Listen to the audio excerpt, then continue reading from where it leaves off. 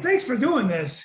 We're a Nova Legends as a group of Northern Virginia basketball players, and we celebrate homegrown talent. And I know you're a Richmond guy, but we've claimed you a long time ago because you played for the Washington Bullets in those golden years.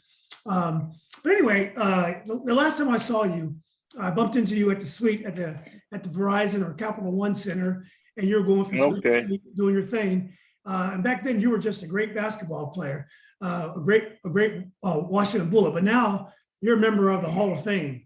So can you just kind of describe for us the moment that you found out that you made it, and all the way until you delivered that beautiful speech? It must have been just a great time for you.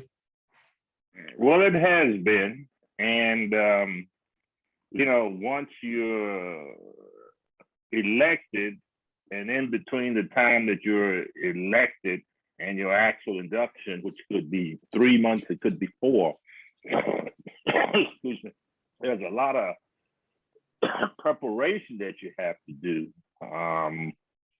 Not only, and the biggest thing was they want you to send in to give them 6 pieces of memorabilia, which would detail your basketball history, and they make it clear that you will never get these items again.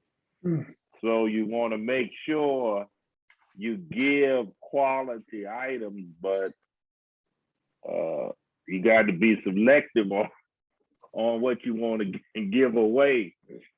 And that can take some time. And then there's your guest list of people that you want to attend the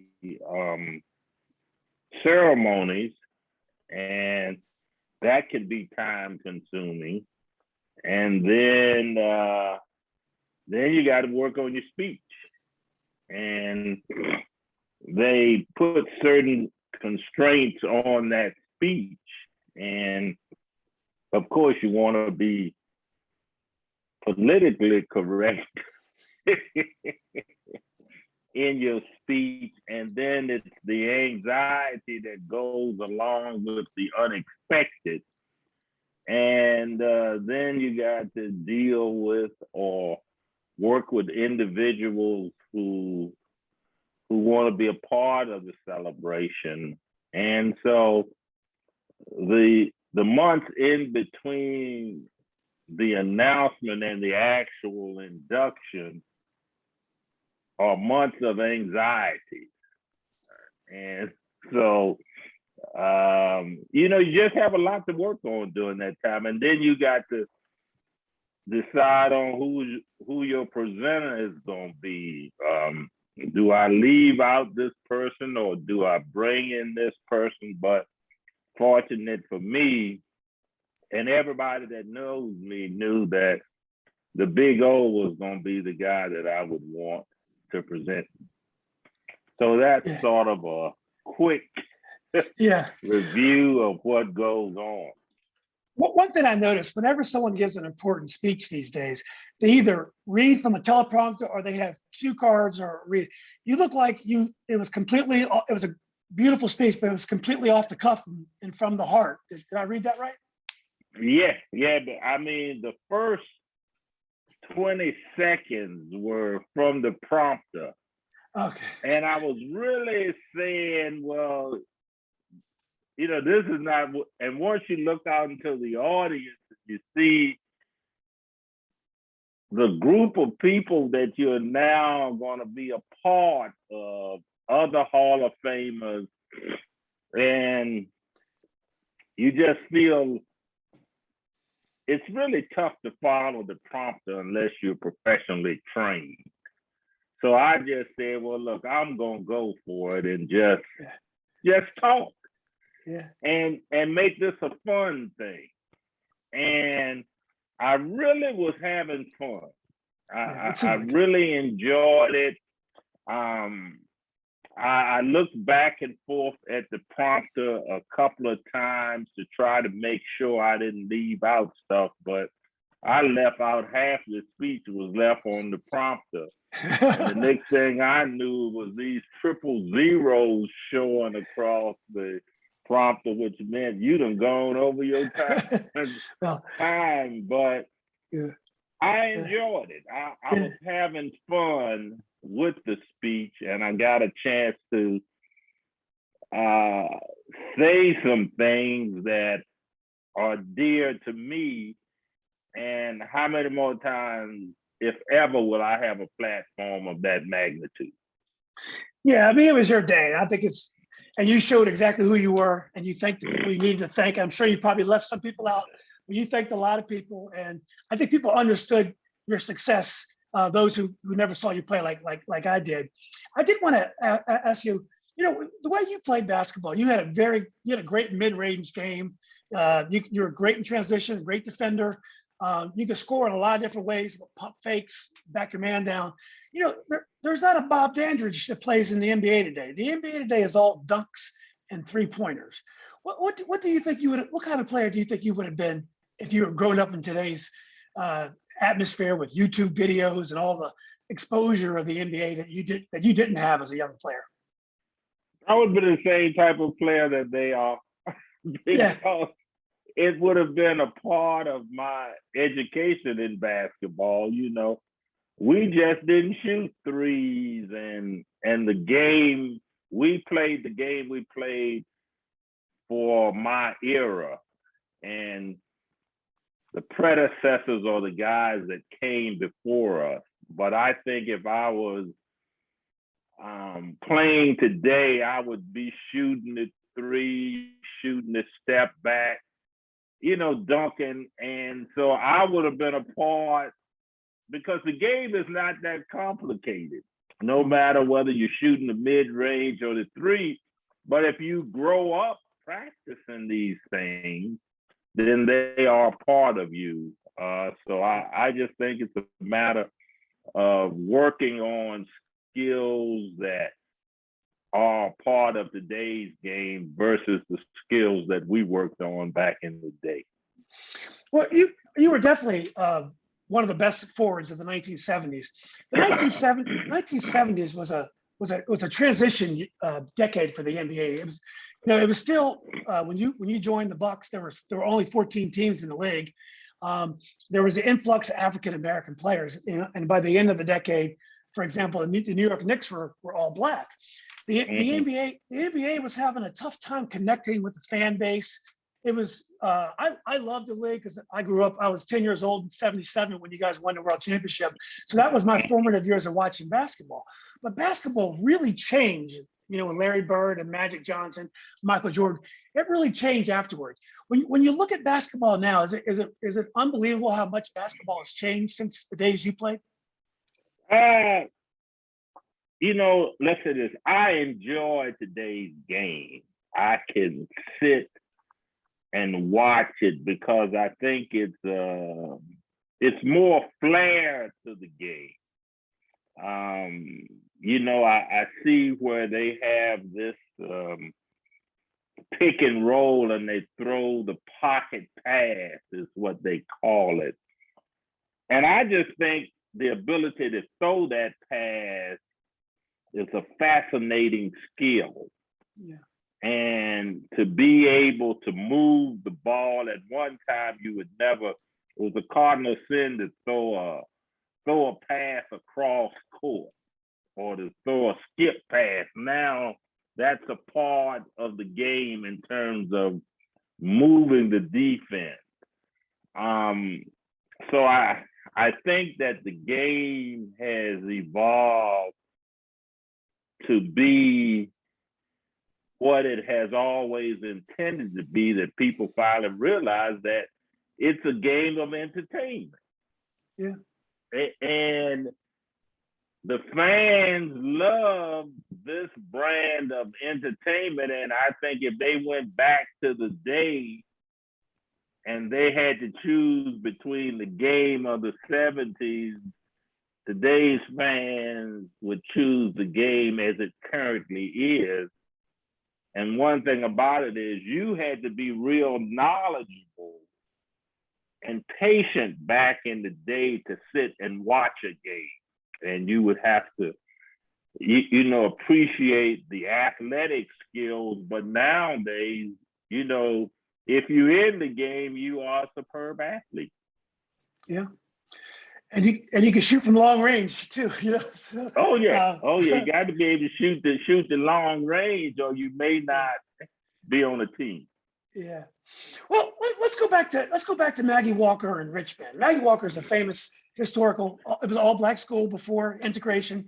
And it was integrated, and it did had students, I think, until the 90s. I know they won a state championship in the 70s. Yeah. So let's talk a little bit about how you developed your basketball skills. Who are your role models? I mean, we didn't have the TV exposure we have today.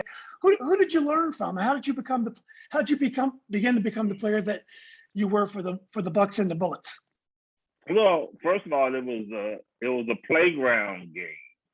And I can remember a friend of mine in the 4th grade he was shorter than I was, but we were on the playground one day at recess, and he said, "You ought to play basketball, you tall." And he took me over to the basketball court, and this red bladder type of rubber ball, and we was trying to throw it into the basket, and the next thing you know, I was hooked. Because the challenge was putting it in the basket. Mm-hmm. And I learned the game of basketball on the playground. And then I was fortunate enough to have a junior high school coach who had played for John McLendon. And John McLendon coached and learned basketball from James Naismith at Kansas State University. Wow. And so I was getting information about basketball, what I would say is off the top. Yeah. And the guy taught me the fundamentals of basketball. I mean, he taught us how to dribble with the left hand. He taught us how to shoot layups with the left hand. And back during the late or early 60s, this was virtually unheard of. And like I said, I learned so much on the playground from the older guys. And that's where I began to develop my skills at a young age. And then I was fortunate to have good coaches. My high school coach didn't run a fast break. So we always had to set up plays. He's like Dick Motta. Yeah, Dick Motta. But what that gave me was learning the whole offense and not just one segment, because within the offense, there are at least 4 or 5 different options. And if you want to get a shot, you need to know all the options, just so if somebody's out of place, I can step in that spot and get his shot. Yeah. And I knew how to do that. And then when I went to Norfolk State, we averaged 110 points a game, and we never averaged less than 100 points a game. We had a guy named Ernie Fears who we ran 4 miles a day before a 2.5-hour practice for the first 3 months of practice. So by the time I got to the NBA, I was fundamentally sound. I had an intellect for the game of basketball, and I knew the significance of being in top physical shape. So by the time I got to Milwaukee, they had something that they didn't know they had, and that was a complete player. And to be playing with Kareem as a rookie I wasn't intimidated. But the one thing that the coach said, Costello said, when we got ready to play our first game and I was announced as a starter, which surprised everybody, was that this kid, Dandridge, knows how to get the ball into the post. And when you got a guy like Kareem, the number one option is being able to feed the post. And luckily for me in college, I played all four. I played every position in college. I went to college as a 6'3" guy who had virtually played guard at Maggie Walker at 6'3", which meant I could always pass, dribble, shoot, and all that. And then there, I grew about 3 inches in my senior year. Although I didn't like it, the coach asked me to play center because the two centers had gone off to the military. And I'm telling him, nobody in the NBA is going to look at a 6'6" center. But that season, I averaged 32 points a game playing with my back to the basket. So he knew what he was talking about. And I got drafted, and I went on to have just a great life, a great basketball career in Milwaukee. And fortunately, I played with Kareem and the Big O, and I had an opportunity to see what it was like to control a game.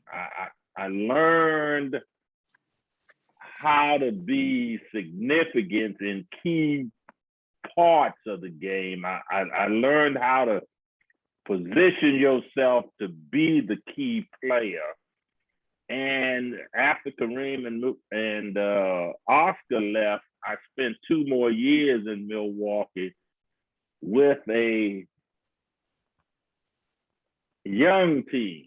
I mean, Brian Winters, Junior Bridgman, Quinn Buckner, Dave Myers. I mean, for 2 years, they about wore me out because I was the veteran on the team. But it gave me an opportunity to practice being a leader.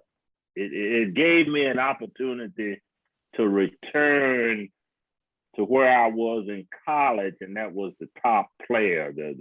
And when I went to Washington, by the time I went to Washington, Washington was getting a finished product.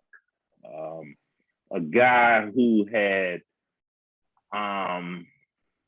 played well in Milwaukee at the small forward spot, but never got the true recognition because of guys like probably Rick Barry, Julius Erving, a couple of ABA guys that stepped in. But although they were in the league, I still played well against them. And that was one of the reasons that the Bullets wanted me as a free agent, because they knew that at that time I played well against all the good forwards, and even the top 2 or 3, I may have outplayed them.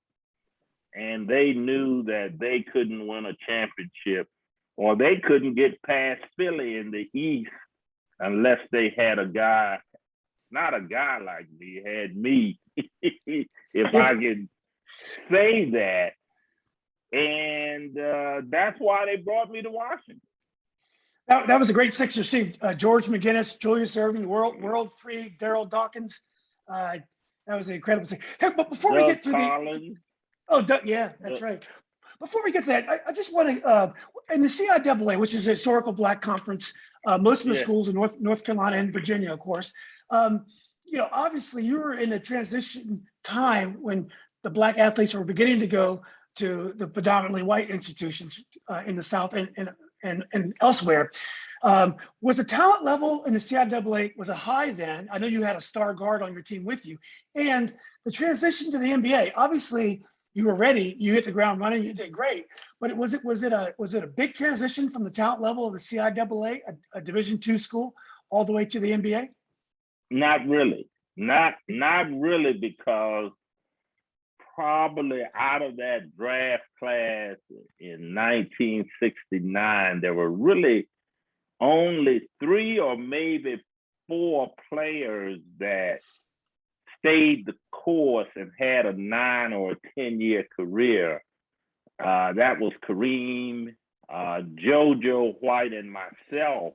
And probably my career was better than all of the other forwards that were drafted ahead of me. And there may have been 9 of those guys that were drafted ahead of me. But the thing that I had was in the summers, I would travel to Washington, D.C., Philadelphia, Atlantic City, and play basketball in the summers.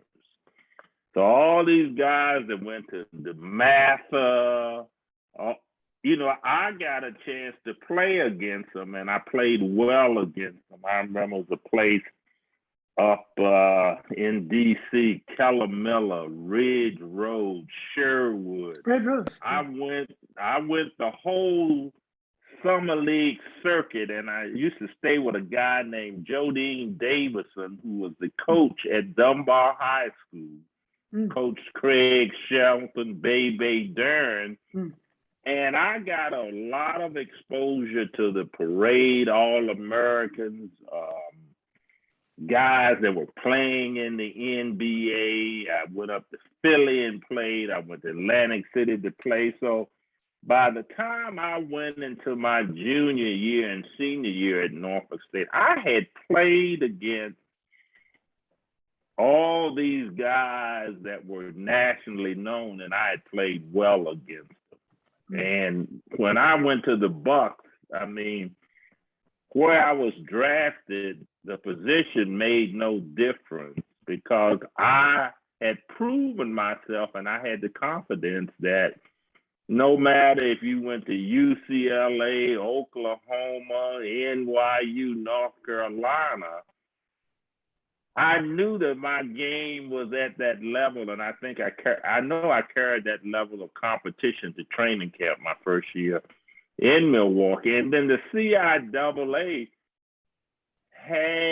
these were just the guys who probably were not in that first group of African Americans that went to Division I schools. And the Division I schools in the late 80s were very selective about who they took. You couldn't be a B or C level player. They only would pick and choose that one A level player.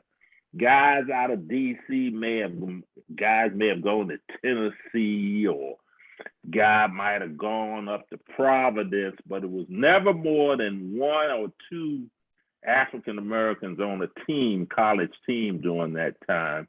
And now all these other guys that were playing, they came to the CIAA, they went to the SWAC, or they went to some other historically Black conferences, but that did not mean that their skills were any lesser than guys that went to the Division I schools. Yeah.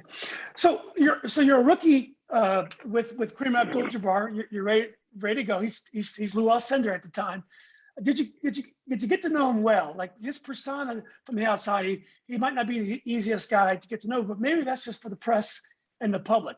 Did you know him well, and did you guys talk deeply about political issues? I know he's got very strong opinions about things. No, we didn't. Our friendship our first year was one of mutual respect. He didn't try to draw me into whatever his beliefs and whatever his social activities were. We were teammates that had mutual respect for each other. I respected his game and he respected mine. And the common bond was that he was from New York City, and most of the guys that he played against on the playgrounds in New York City, they were playing in historically Black schools, because remember, it was not a whole lot of guys being recruited to go to Division I schools unless you were that A-type player. So all the B and C players, I was playing against them. And when we did talk, anybody he could name from New York, more than likely I had played against them at one of the black schools. So that was our bond, our first year. And then I had a cousin that had played in Englewood, New Jersey, who went over to the playgrounds of New York and played in the summer. And ironically, Kareem knew him. So we just had a good mutual respect. I mean, we would go out to dinner occasionally as rookies, but I think the thing that he appreciated about me was that I didn't try to be up under him and try to make him my friend because he was Kareem. And that was sort of the respect that we have maintained over our careers. And it's only been about the last 5 or 6 years where he and I have actually sit down and reminisced about our years together. And I guess it's been a maturity on both of our parts. And we laugh and joke, and I can reminisce about some of the things that he did that would irritate the coach, and he could also think of some of the things that I did. And one thing that I often ask him is, why didn't he take me to the Lakers when he went? Because when Kareem went to the Lakers gave up 5 first-round draft players and a starting center for Kareem. And Kareem told me that there was only one plane ticket. And Wow. And he needed that for himself. But I've always respected him for his intellect. And I know sometimes, you know, he was trying to get into coaching at one time, but I think that, you know, his greatest gift, other than his playing days, has been what he's given to society outside of basketball. And I think if he had gone into coaching, I think the world would have been cheated out of hearing from he's a smart guy. Yeah. You know, and his cultural beliefs and actions, I think, are as great as what his basketball skills are. So you can tell I got a lot of respect for him as a person. Yeah, I do as well. Well, your second year, you met the guy, or at least you started playing with the guy who introduced you into Hall of Fame, the big O, Oscar Robertson. And it was interesting because you had a great guard your first year named Flynn Robinson. I believe I got his name right. He ended up going to the Lakers. Yeah. And then he averaged 21 a game. He's gone, and in comes the big O, a veteran. So what was it like when you met him, and how did your relationship develop? Well, Oscar and I hit it off well right away, because again, Oscar has always been one of my biggest advocates. And he often says, and when he introduced me at my jersey retirement at Milwaukee, he said, Bobby never knew how good he really was. And to me, that's the ultimate compliment coming from a guy like the Big O. But the challenge for me was, how do I niche out a name for myself playing with the Big O and Kareem? And I was able to do that, you know, as far as statistics were concerned. You know, my statistics were right behind Kareem's throughout the years that that Oscar was on the team. And Oscar and I just became tight. Our families became close. Our families became close. And we just maintain a great relationship even now. I mean, we talk every 4 or 5 weeks. We know how each other's wives are doing, how the kids are doing. And ironically, the other night, my wife and I was watching this movie, Hoosier. And I told my wife, I said, there's Oscar's brother in this movie. And she looked at him and he said, wow, he looks just like Oscar. Yeah. So, and folks, when they were asking me who was going to introduce me, everybody knew it's going to be the Big O. Yeah. And we have just been great friends. He was a great guy to play with. And I learned a lot from him. Well, so you leave those two future Hall of Famers, and you join two other future Hall of Famers, Wes Unseld and Elvin Hayes. Now, like the Bullets team, they'd won the division a couple times. They had left Baltimore and they'd come to Washington. They had a good team, but the first year there, the year they won the championship, they didn't start out great. Phil Chenier got hurt in the middle of the year. Phil Chenier was a all NBA guard. So tell us a little bit about that year. I know you mentioned that going to the playoffs, but were you surprised that this team got you another ring? No, because that was the goal from the beginning. And throughout that season, we had a bunch of injuries.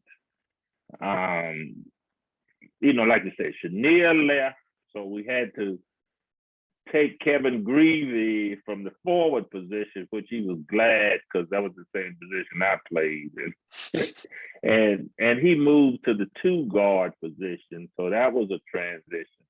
And then Mitch Kupchak was out. And of course, Wes struggled with his knees and stuff. So it was a season full of injuries, but then for about the last 15 to 20 games, we came together with everybody being healthy. So when we went into the playoffs that year, we went into the playoffs with a team that the Bullets had envisioned having healthy all year. And, anytime you're playing with Elvin and Wes, 2 not only Hall of Famers, but in the top 50 players to ever play this game, you got a lot going.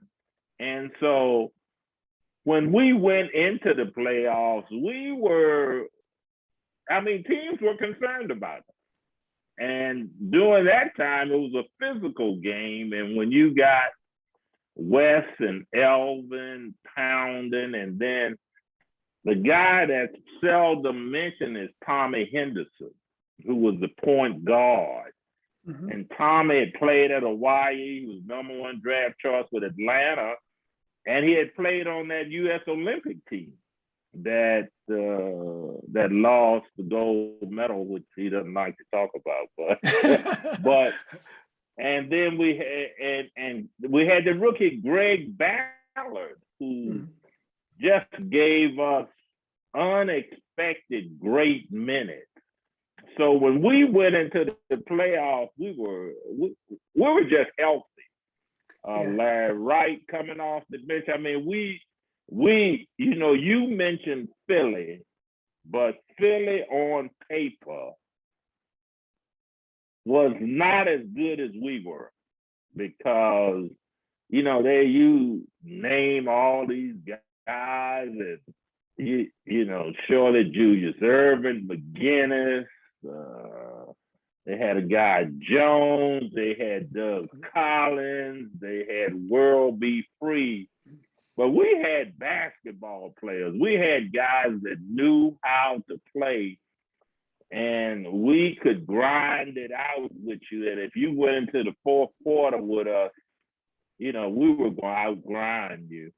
And then Dick Motta, we were almost an example of Dick Motta, because we used to call him the little general, because, he was tough on us. He was tough on us. So, that was the year that we had the type of year that the organization expected us to have.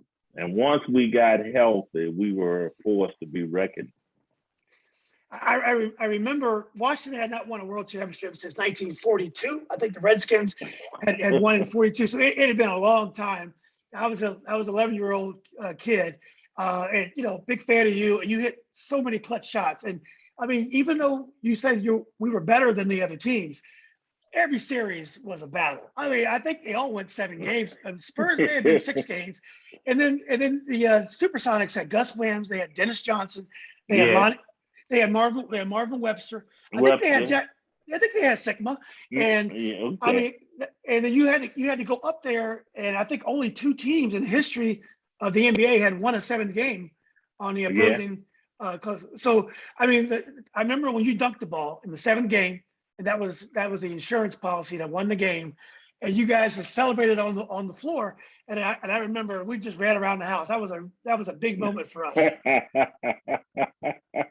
Well, that was a tough series because they may have won the first game in Washington of that series. I think so. Yeah. Yeah. And at one point, they may have had us, they had us down, I think, 3-2 at some point.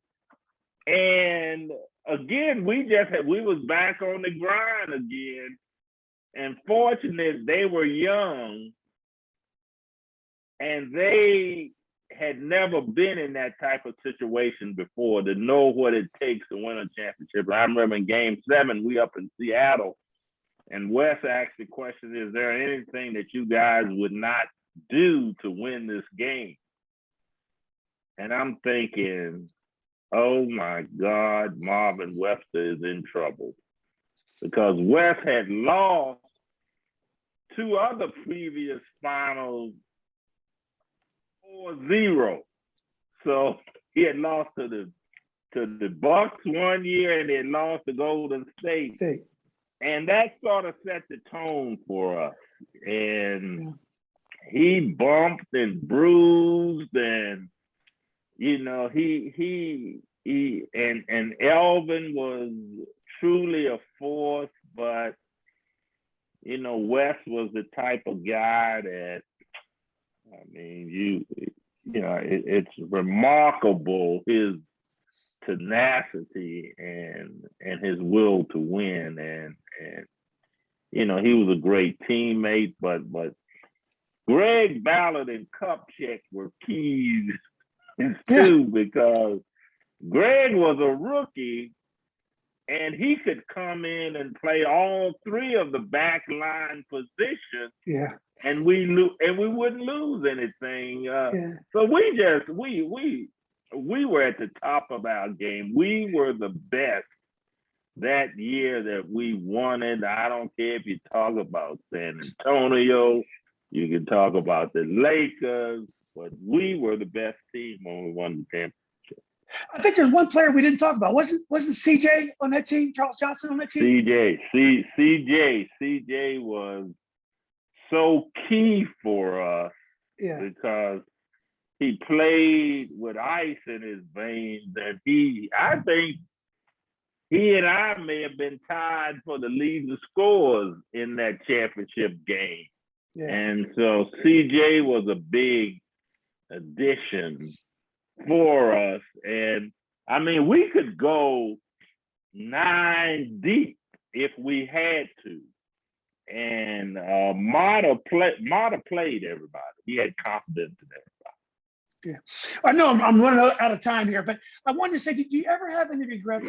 The next year you got back to the final, and Seattle had traded Webster, and they got Lonnie Shelton, changed up a little bit. Dennis Johnson was a little more experienced, so they definitely had probably the best backcourt in the NBA at that time.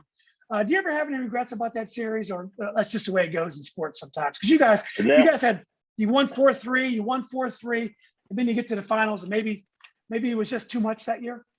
Well, we were just glad when it was over. When, like you watch final games or you watch games and the fans, they look like they done gave up. Well, realistically, you know when you cannot come from behind to win a series.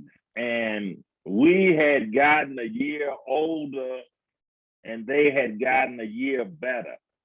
Yeah. And, you know, I mean, they averaged probably 27 years of age. We were well, like 33 years of age. And, you know, our back line, everybody that played at least 12 years. They just getting started, but they had a great team. You know, with Sigma, John Johnson, Freddie Oh, John Brown, Johnson. Yeah. Freddie Brown. Freddie Brown. Yeah. What was the other guard's name? You just mentioned the quick. They had Gus Williams and Gus and Dennis Williams Johnson. and Dennis Johnson. I mean, we were lucky to get past Dennis Johnson and Gus Williams you know, the previous year. Yeah. So you know, I know personally, you know, they had us down, and I'm looking saying, look, man, this thing is over. Yeah. Well, Bobby, this has been great. I appreciate you doing this. Maybe you could, as a final words here, maybe you could tell us a little bit about your retirement. You know, what your years in the NBA has meant to you, and I know you have 2 daughters that you talked about at your Hall of Fame ceremony. Maybe we could wrap up and talk a little bit about what happened after the NBA. You know, after the NBA, I talked about developing and delivering what is now the rookie transition program to all the professional sports. Started the top 100 elite high school camp, where, you know, guys like Kobe, Jermaine O'Neal, Lamar Odom, they were some of the first ones to come through this summer camp at Princeton. Over the last five or 6 years, I've done some work with the Wizards. I've been director of what we call our Bullets Wizards Alumni Association, or we bring former players in to do appearances for us. I do 8-9 appearances a year out in Milwaukee. I've had a nonprofit group where we do life skill training with kids. I got 2 grandsons, 6 and 4, and they were in attendance. So, I mean, I've truly been blessed. You know, it's been some tough times, but the good times far have outnumbered the bad times. And for about 8 or 9 years, I trained kids to play basketball. And most of my clients were in the Washington, D.C. area. Wow. So, and I used to train at this facility out in Upper Marlboro. And I remember one day a parent came to me and was telling me how great his kid was and the fact that he was going to go to the NBA and blah, blah, blah. So what I did was I directed him to another trainer in the facility, because his goal was to get kids to the NBA. And I enjoyed working with kids that had good skills, and they were going to basically go to college anyway, but the parents wanted them to have that athletic experience, those intangible things. And I'm real proud of working with that group of kids and those type of parents. And, you know, I've worked with some tremendous kids. And I think that's been a big joy to me in terms of giving back. And I've always loved the Washington, D.C. area. Yeah. And as we talked about, growing up is where I got my playground experience, was playing up there in the D.C. area, and that's something I'll never forget. And when I became a free agent and went to Washington, Washington was really the only place I wanted to go play. And the things that I enjoyed about playing out in Landover was that during the playoff games, the weather was good on Sunday afternoons, and it was nothing in my memory that compared to coming out of that Landover Center with a victory and just the support of the crowd. And in closing, I'll never forget, and I'll be ever grateful for Mr. Poland when the route of the championship parade was down Central Avenue, down North and South Capitol, and it crossed Benning Road over there, what used to be the shrimp boat over in that area. And just the thoughtfulness that he made every community feel a part of that championship, because coming down Central Avenue, you coming through the black community. And when they made that turn going down towards the Capitol, I said, you know what? I said, this is the ultimate of parades, because everybody in the district had an opportunity to feel like they were a part of that championship. And to me, that was just special in that area, because people from Northern Virginia, Alexandria, Prince George County, everybody was a part of that. Yeah, Mr. Poland was a great man, but you've given us, Bobby, a lot of joy. I mean, as a young kid, watching you guys win that championship, that was a very special moment. And in terms of a sports fan, nothing's ever beat that to me. And I remember that run you guys made, singing that song "Bullet Fever" I used to come on the radio and everything. It was very special. So, but anyway, look, I took way too much of your time. I really appreciate you doing this. Hopefully we can keep in touch, and maybe if you're ever in the DC area, I could buy you a coffee or something. Okay then. Yeah. Okay then. Well, look, it's been my pleasure talking to you. You seem like a great guy, so I need to meet you in person. Oh, that'd be great. Well, you did. Remember, I met you. Yeah, you're talking. Yeah, and I saw that picture, but I'm talking about after this interview. Exactly. We'll do that. We'll get your nephew Carlton Phelps, and we'll go out and get a coffee. Okay, then we can do that. So look, okay. You have a good day, and I enjoyed this. Yeah, thanks again, Bob. This was a thrill of a lifetime for me to talk to you like this. I appreciate you doing this. Okay, later. Okay, bye-bye.